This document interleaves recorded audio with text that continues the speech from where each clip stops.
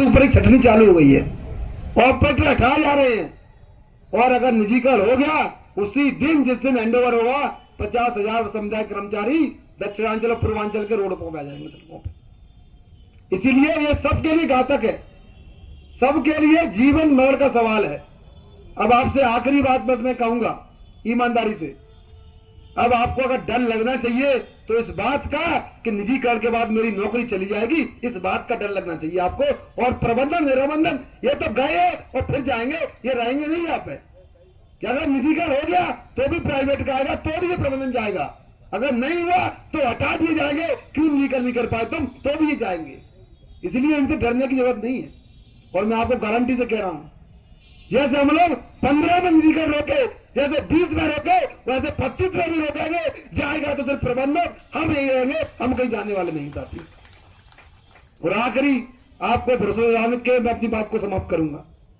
हमारे अंदर एक कमी मानो या कुछ भी मानो कि जब हम निकलते हैं तो हमारे आगे सिर्फ फॉरवर्ड गियर होता है, बैक गियर नहीं होता।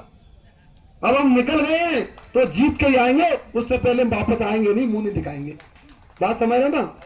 आखिरी सांस जब तक रहेगी तब तक हम निजीकरण के विरोध रहेंगे और निजीकरण को वापस कराएंगे। ये आखिरी बात है साथियों, हम लोग हटने वाले नहीं है, डट के मुकाबला करेंगे जब तक जान रहेगी सीने में साथियों। इसीलिए ऐसा ना हो गुज्जर जी खड़े हो और आप पीछे से खिसक लो, ये सब नहीं होना चाहिए भाई। बात समझ रहे ना? हम अगर खड़े हैं तो आपको चिंता की कोई बात नहीं। सबसे पहले तो जेल जाने वाला आदमी होगा, वो गुज्जर का नाम सबसे ऊपर लिखा होगा, आप लोगों की बारी तो बाद में आएगी। बात समझ रहे ना?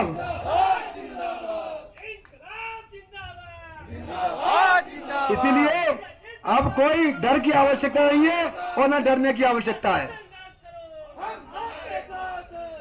अब हम लोग इसके बाद कल प्रयागराज जाएंगे, फिर मिर्जापुर जाएंगे। पूरे पूर्वांचल को बनारस लाने की जिम्मेदारी हमारी है। बस आप लोग बनारस को तैयार करिए, पूरा पूर्वांचल हम इकट्ठा कर देंगे यहाँ बनारस को। एक एक आदमी बस भर भर के लेके आएगा यहाँ पे, आप ये बात मान के चलिए। और संख्या इतनी होगी LIO वाला भी गिन नहीं पाएगा। बात समझ रहे ना? ये हम प्रॉमिस करके जा रहे हैं। लेकिन 29 को मायाशंकर जी सब लोग जो एक्टिव हैं, बनारस की धरती पे सिर्फ बिजली चलती रहे, उपभोक्ताओं कोई दिक्कत ना हो, बाद बाकी एक एक कर्मचारी गेट के बाहर होना चाहिए 29 तारीख को जो है। और हम देख के गेट कौन बंद करता है उसको भी हम देखते हैं उस दिन जो। जय भवानी, जिंदाबाद जिंदाबाद। इसलिए अपनी वाणी को विराम दूंगा, उससे पहले खड़े होकर नारे लगाएंगे। ये बनारस के नारे पूरे देश